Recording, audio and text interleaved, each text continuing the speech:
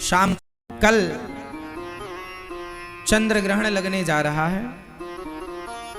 शाम 4 बजे से सूतक प्रारंभ हो जाएगा। रात्रि के 1 बजे ग्रहण है, जो कि 2:30 पर मोक्ष होगा।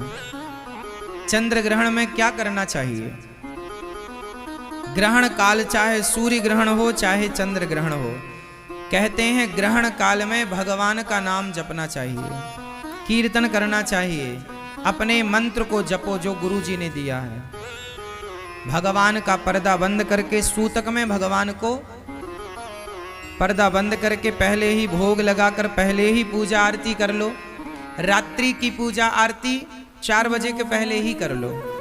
जैसे 4 बजे से सूतक प्रारंभ होगा तो 3 बजे ही भगवान जी के शाम का भोजन प्रसादी लगा दो, भोग लगा दो, शयन आरती कर लो, शयन करा दो।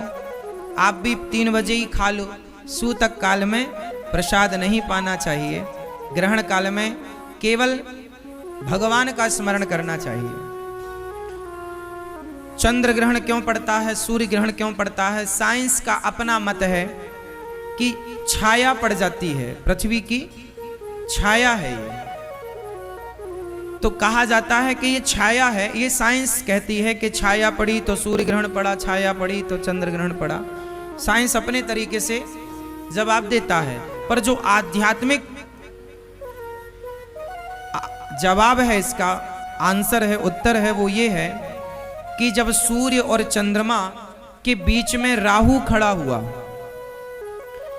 और जब चोरी से समुद्र मंथन का अमृत राहु ने पिया तो मोहिनी भगवान ने तुरंत राहु का सिर काट दिया। जब समुद्र मंथन हुआ था तो अमृत निकला, उस अमृत को देवताओं ने, दैत्यों ने छीन लिया। तब दैत्यों से मोहिनी भगवान ने अमृत लेकर के देवताओं को पिलाया। तो राहु को संदेह हो गया कि ये तो हमें अमृत मिलेगा नहीं, तो वो देवताओं का रूप बनाकर सूर्य और चंद्रमा के बीच में खड़ा हो गया। तो भगवान ने, उसने अमृत पिया तो भगवान ने सिर काट दिया, और सिर काटा तो कुछ बूंद उसकी धड़ में चली गई तो धड़ भी अमर हो गया और सिर भी अमर। वही राहु और केतु है। तो कहा जाता है कि सूर्य और चंद्रमा ने बताया था भगवान को कि ये राहु है, तो सूर्य और चंद्रमा को वह साल में एक बार परेशान करता है। कई बार जब ग्रहण काल होता है तो आध्यात्मिक लोग ये मानते हैं कि राहु भगवान सूर्य को परेशान करने जाता है और चंद्रमा को राहु परेशान करता है, अर्थात ग्रसने जाता है, उसे ग्रहण कहते हैं। तो साइंस का अपना उत्तर है, शास्त्र का अपना जवाब है। दोनों ही अपनी अपनी जगह सही है। इसलिए जो परंपराएं बनी हैं अनादि समय से, साइंस तो चलो आज आया, पर हमारे अनादि समय से परंपराएं बनी हैं। साइंस को तो आज पता चला कि ग्रह 9 होते हैं। हमारे ऋषि मुनियों को वेद पुराणों के माध्यम से तो सैकड़ों साल से पता था कि ग्रह 9 ही होते हैं, नवग्रह की पूजा होती है। तो साइंस कई बार अपनी जगह स्थिर नहीं रह पाती। जैसे साइंस ने कुछ वर्ष पहले माना कि प्लूटो एक ग्रह है ना, एक उपग्रह माना प्लूटो को, फिर बाद में नकार दिया साइंस ने कि नहीं ये ग्रह नहीं है ना। तो साइंस कभी कुछ मान लेता है, साइंस कभी खुद की बात को नकार देता है। तो साइंस की बात तो बनती और बिगड़ती रहती है, पर शास्त्रों ने जो कह दिया वो कह दिया, उसे जो कह दिया वही अटल सत्य है, ऐसा मान लेना चाहिए।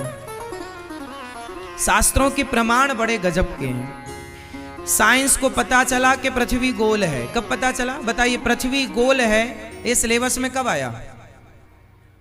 ये पाठ्यक्रम कब लागू हुआ कि पृथ्वी गोल है?